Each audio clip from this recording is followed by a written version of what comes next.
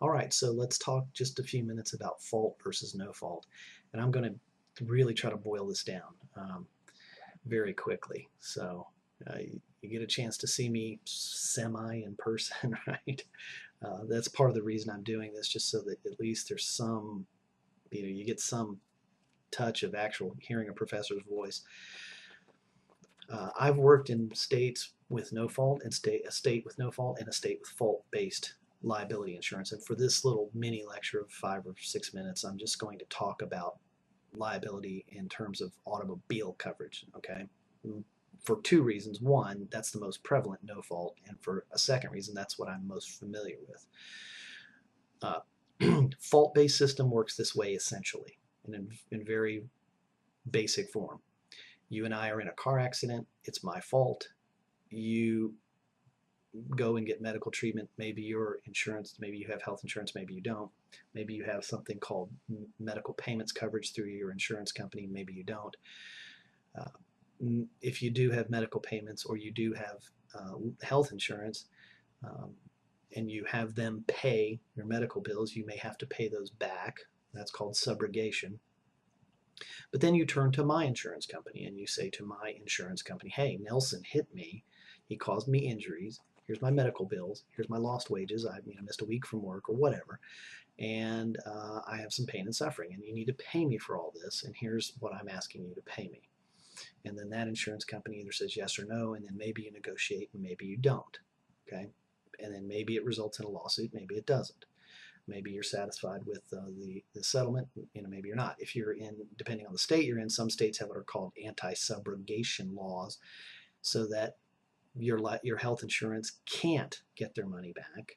That's the way it was in Virginia, which was wonderful because it made it easier to settle cases. It gets a little harder when you have to pay that money back. And then the same with medical payments coverage. All right, that's the fault-based system in a nutshell. You turn to my insurance company. If I don't have insurance, you look to me personally, and if I have no assets, you're just out of luck. You may have what's called uninsured motorist coverage, which you can turn to, okay? But that would be your own insurance company. And fault really is predicated on the idea that you're going after me in some form or fashion. Okay, if you end up using what's called uninsured motorist coverage through your own insurance company, they will turn around and sue me and try to get the money back from me. They'll pay you and they'll try to get me. Okay, so that's fault-based. No fault operates on this idea that you buy insurance coverage, your insurer pays a certain amount. In Kentucky, it's $10,000 of the medical bills that arise from the car accident. The theory is that you don't want to wait to get treatment. If you can't afford it, you don't want to hold off and not get treatment. You want to get medical care as soon as possible, so that if you get that medical care, you'll get better quicker, right? And when you get better quicker, you feel better. You get back to work sooner. You can take care of your family sooner, and so forth and so on. And your life is just all around better because you've gotten the medical treatment that you needed immediately. And your insurance company takes care of it, and you don't have to hassle with coming to Nelson's insurance company to get it, right? Same scenario. I hit you, and it's my fault. Now, why is that bad? Is it bad or is it good?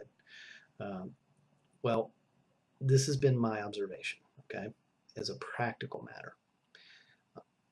Excuse me. Number one, what happens in the no-fault situation is that, yes, your medical bills do get paid. In Kentucky, the amount is $10,000. You can buy more. That's the automatic amount when you buy liability insurance. You can buy more coverage if you want. And that's usually referred to as personal injury protection. The problem is that inevitably people want more. They just don't want their medical bills paid. They want some money. They want money for themselves, for their pain and suffering, for their inconvenience. Right? And it is inconvenient to go through a car accident, especially if you're working and you either have to go to work and you still have to maybe do some physical therapy and you have to work that around your work schedule, or you have to take time off from work, and it's cumbersome and burdensome, and it's a problem, and it hurts. And so you may have some pain, some actual pain that, right, is navigating its way through your body.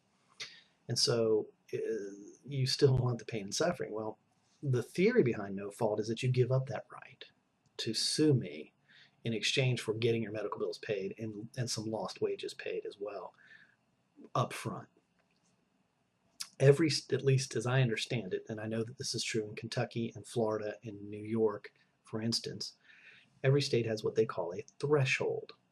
And what that means is that if you meet the threshold under the no fault, you can still file a lawsuit. Okay? This is where I run into problems with no fault. Up until now, I'm kind of okay. I think it's okay, and it's not a bad idea, and it sort of helps out. Where I run into problems is that inevitably what we see, particularly if the threshold has very specific requirements like it does in Florida, you find that people are still going to somehow always manage to meet the threshold. For instance, in Florida, you have to have, I think it's something like this, and I'm going from memory, I don't remember the specifics, but it's something like you either have to have a permanent injury, a broken bone, or a surgery in order to pass the threshold. Well, guess what? Lots of people in Florida who wouldn't have permanent injuries in other states suddenly have permanent injuries. Well, why? Because if they don't have a permanent injury, they can't pass the threshold. They can't sue Nelson for running into them. It creates a perverse incentive. Okay, Kentucky's threshold is simply that you have $1,000 worth of medical bills that are related to the car accident. It's not very hard to meet, especially these days. Interestingly, Kentucky's no-fault law was passed in 1974, I think, when $1,000 worth of medical bills really meant something. Well, now you go to the ER and you've got $1,000 worth of medical bills. And it's a rare insurance company that will suggest that someone ought not to go to the emergency room and get checked out after a car accident. So it's not really very hard to meet the threshold in Kentucky, which means that one of the primary reasons behind no fault, which is reducing the number of lawsuits, never really occurs. You still have the same kind of lawsuits going on.